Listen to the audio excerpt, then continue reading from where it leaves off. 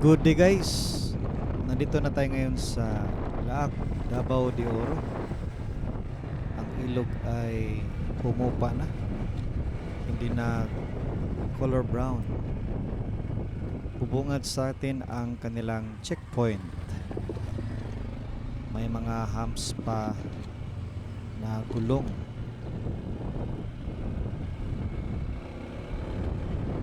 Ang unang barangay ng Laak ay Kapatagan. Dito na tayo sa Kapatagan. Siyempre dahil patag. Straight ang daan na ito. Tingnan nyo naman ang daan. Maraming mga tuyo na putik. Color brown. Dahil sa maputik na daan. Marami kasing mga trucks na dumaraan dito. At ang lupa ay kulay pula. Hanggang dito rin makulimlim. Hindi natin makita yung araw dahil natatabunan ng maraming kaulapan.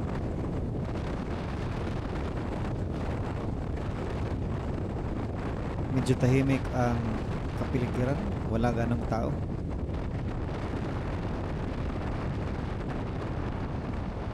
Ang ganda ng daan dito guys, 4 lanes at spalto pa.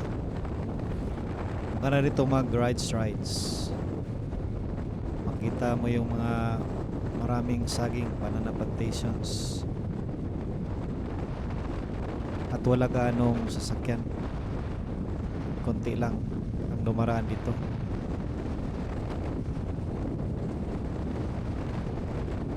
Sa kaliwa, yan na sagingan, tinamaan ng Panama. Wipe out talaga. Grabe itong sakit na Panama sa saging. May checkpoint pala dito. May nagra-rides kasi, parang endurance ride ng Karancho. Ayaw tayo pa-overtakein ng bus. Pagbigyan natin dahil maraming sakayan. Sa kaliwa yan ang sementeryo. Nandito tayo ngayon sa Barangay Kaligutan. Patungo tayo ngayon sa Laak proper. Tingnan natin ang mga daanan dito.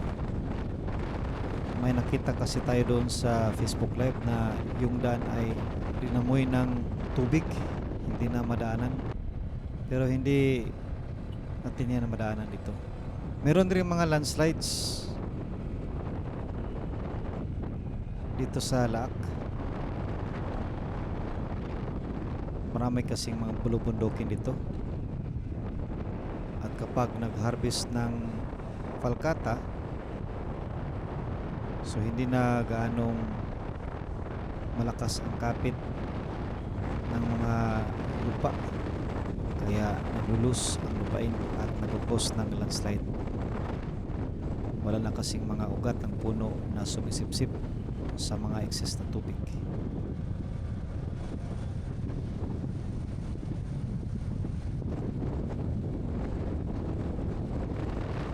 Nandito na tayo ngayon sa Laak proper.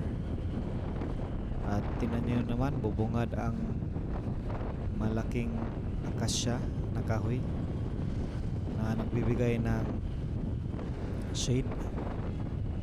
Malaki ang mga kahoy dito guys. Marami ring mga rosewood tree na maganda pagmasdan. Malapad ang kanilang municipal hall na may tema na Disneyland, palaruan ng mga kabataan. Dito tayo sa left side kasi may humarang sa daan. Bawal siguro dyan daanan. Meron kasi nag-endurance ride. May aso pa. Dito. Marami na ring mga establishmento dito guys. May bangko, may 7-Eleven. Malapit na siguro ito na maging city. Malapad ang lupain na ito. Dito rin dumaraan ang mga sasakyan patungong Loreto Agusan del Sur.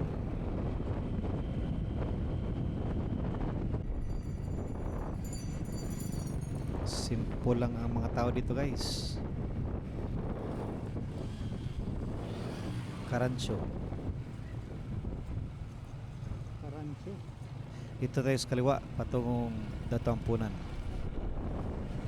Buti at nilagyan na ng lupa ang na-landslide na daanan na ito.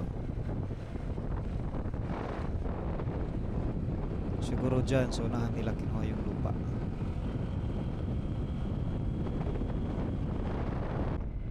Ate, padaan ako.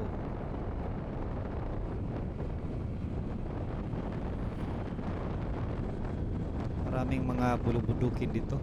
Oh, may malunggay pandesal pa.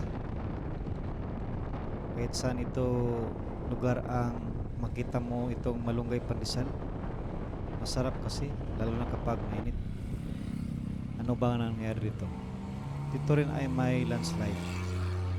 Parang tinambakan ng lupa at pinatag. Pero may truck na na-stuck up dahil maputik ang daan. Ayun, na-stuck up talaga. Truck. Hindi makausad.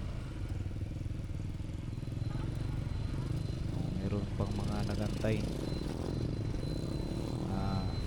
Single motors. Dito patungong Belmonte. Ito ay Barangay Belmonte. Nandito na tayo ngayon sa Milali. At hindi pa rin natin nakita ang araw dahil makapal ang kaulapan. Nagbabadya ang ulan. Pero hindi naman gaanong mainit. Maraming mga kalapati. Kapag wala kang ulam, kuha ka lang dyan. Ulam na.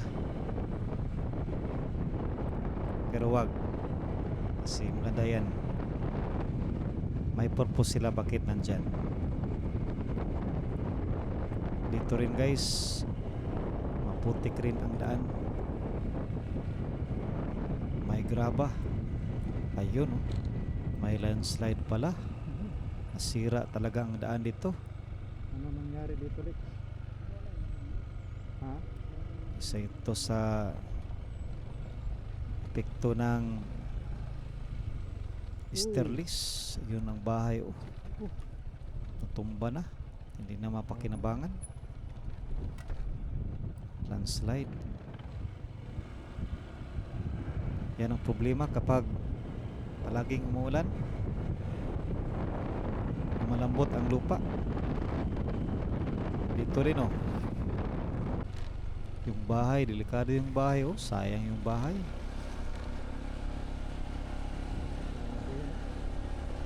Landslide prone area pala dito. Maganda kapag magtayo ka ng bahay, iwasan mong ilagay ang bahay mo sa landslide prone area para hindi sayang yung pera mo, pagod mo, at panahon sa pagtatayo ng bahay. Mabuti na i-secure talaga kasi yung mga pinaghirapan mo ng matagal sa isang club ay mawawala lang. Pero mas maganda talaga kapag mag-ipon tayo ng treasure doon sa langit. Mag-ministry tayo. Nandito na tayo ngayon sa Datampunan. Stay muna tayo dito sa supermarket na Tijuan, Mananghalian, para mag-proceed tayo doon sa ating Pioneering Church. Thank you for watching and God bless.